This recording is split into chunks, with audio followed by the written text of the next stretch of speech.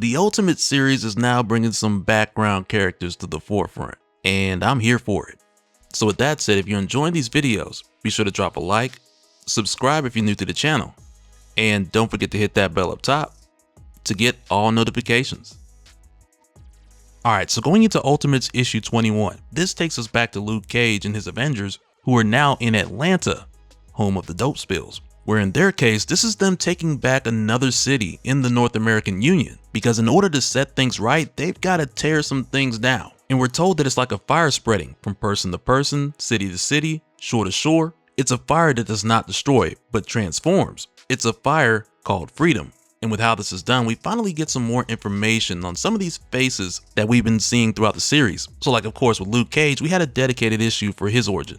In Wingspan, Vision talked about her briefly when he got the Ultimates network back up and running. But in her case, we're told that she spent most of her life in the 4x4 box and she ain't about to do that again. And after her, we got Singularity, who's like your ultimate cloak. So they've got access to the Dark Force dimension with Dark Force manipulation and all that. And then we got Nameless, who we saw before, like in issue 18, though we didn't really know too much about him. And this guy's basically like your ultimate Deadpool, though his color scheme's kind of flipped around with the black and red. And much of his character too, because we're told here that he's mute, mysterious, and deadly serious. He's a master of combat.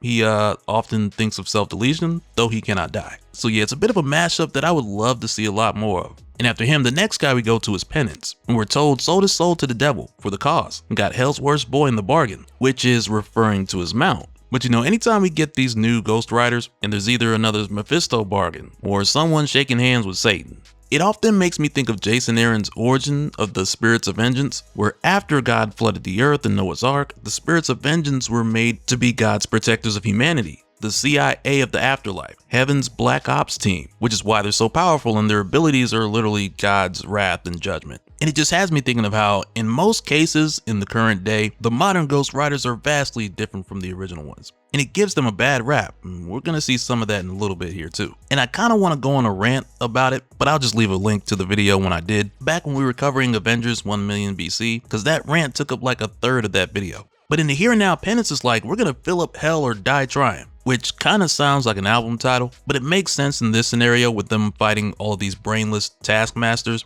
and they end up taking Atlanta in just 3 hours, which is a long time for a fight, but hey, a win is a win. But even still, this Penance guy's going in because he's like, Cerberus and I will pursue. Rent-a-racists, mutant assassins, sunscreen slathered conscripts from DaCosta's vassal vampire nation. None will escape their penance. So once again, he's not playing. And after all the fighting's done, this is where the real work for the Ultimates starts. Because remember, the Ultimates network, it reaches beyond the superheroes and their different teams, because it also includes the regular people around the way. And Luke Cage is leading that restructuring. So he tells the others to give these bodies a proper burial and to get IDs if they can, to notify next of kin. But while he's saying this and moving some of the debris, one of the taskmasters try to shoot Luke Cage, only for the bullet to bounce off of Luke's chest and return to sender. I mean, it's like, man, that's a pectoral parry, if I ever seen one. And now from here, the Ultimates go to work, with it saying once territory is firmly under Ultimates control, old ideas must be torn down and new ones raised up. Society itself must be transformed at every level. Establish worker committees to take over administration of public services, and maker-aligned megacorporations. All Roxxon, Alchemax, Hammer, AIM, etc. facilities must be put into service either for the people or the war effort. And as they do, they find all kind of breakthroughs that these mega corporations been hiding. But it goes on to say, with the power in the hands of the people, we predict productivity will increase dramatically. Monetization will no longer be feared but welcomed, because its benefits will be felt by all, not just an elite few. People will work less, produce more, and live better. War crimes must be documented and prosecuted, and revolutionary councils rooted in truth and reconciliation must be established to resolve disputes and repair harm where possible. Defectors will be accepted after they have submitted to a voluntary telepathic scan to confirm that their motives are genuine, and not just being like, hey, before you look through my daydream history, hey, hear me out. But it goes on to say, if we're going to destroy what came before, we have to build what comes after now. And from here, when we head over to Emmanuel DaCosta, who just got finished siphoning power from his son Roberto, because that's apparently what elite twisted leaders do, because like we know, he's not only taking power from his own son, but from other people's kids too. But right now, as he's having this conversation with Emma Frost, and both are members of the Hellfire Club, who at one point in time helped Midas take the White House. Man, all this sounds a little too familiar.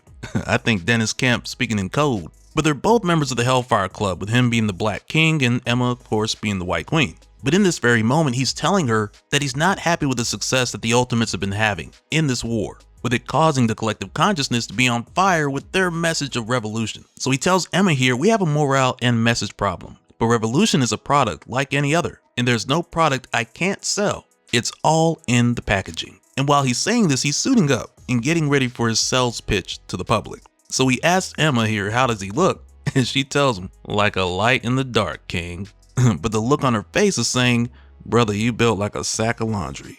And now this is what ends up taking us to Emmanuel's sales pitch. And he's got a whole press meeting set up and all that, because now he's announcing to the whole world his new super team, the Defenders. And the members of this team, from top to bottom, left to right, are Proctor, who's like your Black Knight, Marvel Boy, Ballistic, who's Cannonball, Emmanuel, Thora, and the gamma-powered Decay's beautiful daughter. And Decay we've seen before with the Hulk's Children of the Eternal Light. But what Emmanuel's aiming for here is to spin the narrative and make it seem like they're the heroes and the Ultimates are the bad guys. And while the press are taking pictures, he's whispering under his breath, talking about people don't want lectures and ideologies forced down their throat. They want straightforward, superpowered violence and color-coordinated costumes. The Ultimates may have done it first, but the Defenders will do it best. Now, smile for the cameras. But for a moment here, when we jump back over to Luke Cage and Wingspan, where they've currently detained just under 4,000 new prisoners. And really, these are just the people who are left over who didn't become defectors or didn't die. So you have a mixture of Red Skulls, Makerites, mercenaries, council loyalists, and one of these dudes is just going off, calling them terrorists and saying how the Maker already fixed the world, you guys are breaking it. And that's where Wingspan, she's talking to Luke right now. And she's telling him how they'll have to keep them in the prisons for the time being, because it's the only place secure enough. And when the dude hears it, he's like, oh, and you call yourself freedom fighters. What a joke. So Luke tells him here, you are a danger to others, to your fellow man. When you cease to be a danger, a path to freedom will be presented. Till then, you'll be fed and sheltered and treated with respect. You have my word on that. Once the local committees are established, you will be given due process for any crimes. And dude just cuts off Luke right there. He's like, I'm sure you'll be real impartial. Then Luke continues saying, for any crimes you may be accused of. Because he's like, that's more than what he got. Because like we saw, Luke been in prison most of his life just because he was destined to be great. Then the dude goes on to tell him, due process?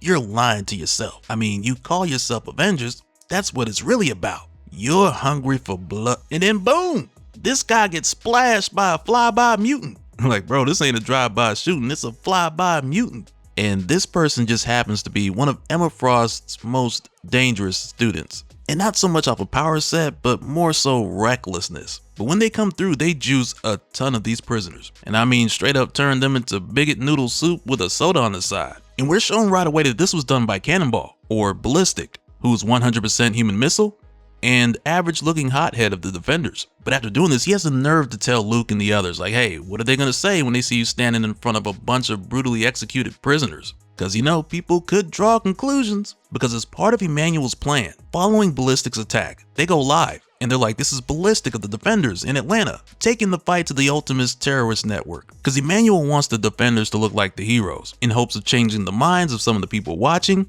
And right now, there's 31.8 million viewers. And so right away, Ballistic, he gets into character. And he tackles Wingspan while screaming, murderers!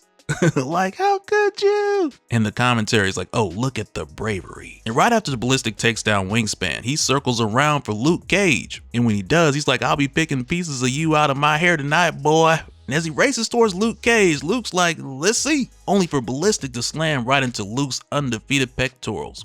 Man, them things 2-0 now. And now throughout this, you also have Emmanuel and Emma going back and forth, with her telling him sending Sam was a mistake, because even with him being one of the best killers she's ever trained, he's a vindictive psychopath. And she's like, the public's not stupid enough to buy this. But Emmanuel's like, yeah, they're exactly that stupid. And as Singularity, Penance, and Nameless rush in to help, the commentary for the live stream continues, with it saying more super insurgents are on the way, stinking of brimstone, slaves of Satan himself. And they're like, no, really, one of these guys actually sold his soul. Which again, just goes back to what I was saying as far as the spirits of vengeance and the good guy looking like the bad guy. And as Luke jumps from the free throw line to two-hand dunk on poor Sam, Ballistic is just like, if you were smart, you'd just give up. We have you beat. And as he barely slips out from under that attack, Luke tells him that blow to your head must have knocked you for a loop. There's one of you and 5 of us. And it's right there where all the other defenders make this heroic entry to help Ballistic out. And Ballistic's just like, count again. And now let your imagination fill in the blank. And Emmanuel tells Emma here, this is the Defenders series premiere. This feed is going out all across the world, edited in real time by our AI to put the Defenders in the best possible light. So yeah, you heard it here, folks. Not only is Emmanuel DaCosta siphoning powers from kids, but he's also using AI to manipulate the minds of the people. And I wouldn't be surprised if he bought up 40% of the world's DRAM to do it, like another Sam that we know. But now with the other Defenders swooping in, this makes for some really interesting matchups going forward. With Luke Cage going up against Thora, who the commentary is hyping up saying she's beautiful and devastating, powered by the Norse gods and her pure Scandinavian bloodline. And Emmanuel's telling Emma here, our writers came up with a great rags to God storyline for her. Trailer park opioid addicted parents. I'm told it's very moving. But all across the board, Luke and his team are getting wrecked. Because you got Penance who's getting pounded by Marvel Boy. You got Proctor who's disarming Nameless.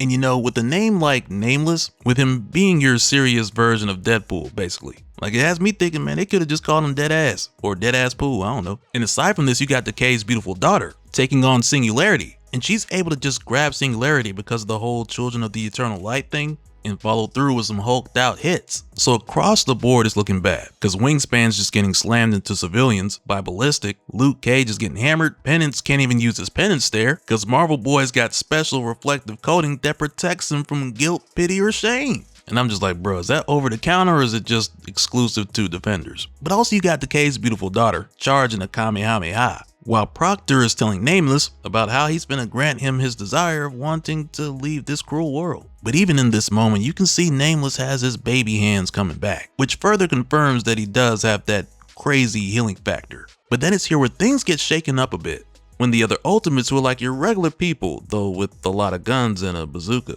This is where they step in to help out, and some of them even come through with gamma dampeners, like we saw Tony use before. And now their help is not enough to stop these guys, but it's enough to help Luke and the others do what needs to be done. Because when Proctor starts taking down some of the regular people, Nameless, whose hands are grown back now, he turns around and makes Proctor headless. And then with Ballistic, who's fighting Wingspan and still finding time to run through other dudes, it's diabolical. When Wingspan catches up to him, he tells her nothing gets through my blast field. But since she knows that he can hear what she's saying, that's where she hits him with the point blank scream. And with Decay's beautiful daughter, who's had a significant amount of gamma drained from her, Singularity takes this opportunity to send that girl to the Dark Force dimension.